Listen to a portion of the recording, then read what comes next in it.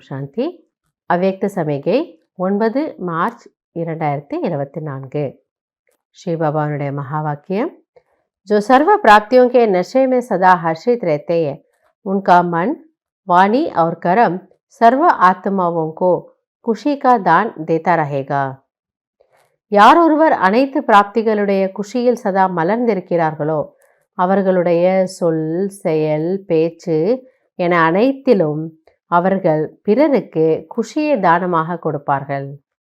ஏன்னா அவங்க கிட்ட நிறைய பிராப்தி, அவங்க ஆல்ரெடி நிறைய அடைஞ்சிருக்கிறாங்க. ஸோ நிறைய அடைஞ்சவங்க எப்படி இருப்பாங்க? குஷியாக இருப்பாங்க. அண்ட் ஏதோ ஒன்று நமக்கு நம் தேவைக்கு அதிகமாக இருக்கும் பொழுது நம்ம என்ன யோசிப்போம்? எதுக்கு இந்த பொருளை வீட்டில் வச்சுட்டு இருக்கணும், யாருக்காவது கொடுக்கலாம் இல்லையா? அப்போ அந்த குஷி அவங்கக்கிட்ட நிறைய இருக்கிறதுனால, சர்ப்ளஸில் இருக்கிறதுனால அவங்களோட பேச்சில் அந்த குஷி வெளிப்படுது, அவங்களோட பார்வையில் அது வெளிப்படுது, அந்த முகத்தில் அந்த ஜொலிப்பு இருக்குது, அந்த கர்மத்தில் அது வெளிப்படுது. वो किसी भी आत्मा के प्रति बाप समान दुख हरता, सुख करता, सदा बेगमपुर का बादशाह अनुभव करेगा. எனவே அவர் எந்த ஒரு ஆத்மாவை சந்தித்தாலும் அவங்களுக்கும் மற்றவங்களுக்கும் ஃபீல் ஆகுமா, இவங்க கிட்ட போனால் என்னுடைய கவலை போயிடுது, என்னோட துக்கம் போயிடுது, நான் குஷியாகிறேன் அப்படின்னு மற்றவங்களுக்கும் அனுபவம் ஆகும். ஏன்னா இந்த ஆத்மா அவ்வளோ உள்ள நிரம்பி இருக்கு. பாட்ஷா அர்த்தா தாத்தா. ஸோ பொதுவாக பாதுஷா அப்படின்னா பேரரசன் அப்படின்னு சொல்லுவாங்க. ஸோ அவர் எப்படி இருப்பாரா? வள்ளல் போல இருப்பார்.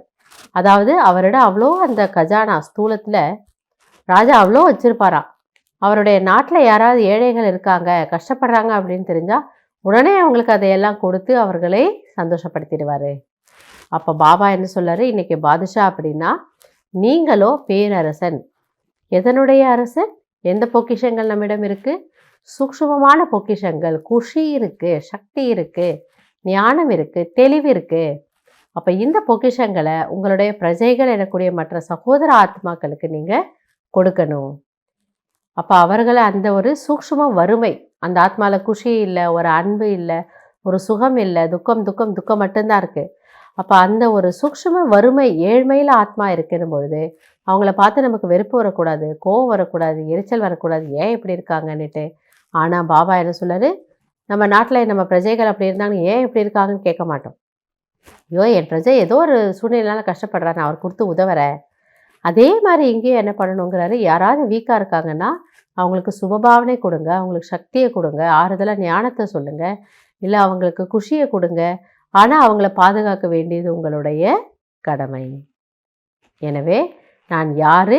இன்றைக்கி பாபா என்ன சொல்லாரு? நீங்கள் பாதுஷா அப்படிங்கிறத நினைவில் வச்சுக்கிட்டு பிறருக்கு எதை கொடுக்க வேண்டுமோ அதை நாம் கொடுக்கலாம்.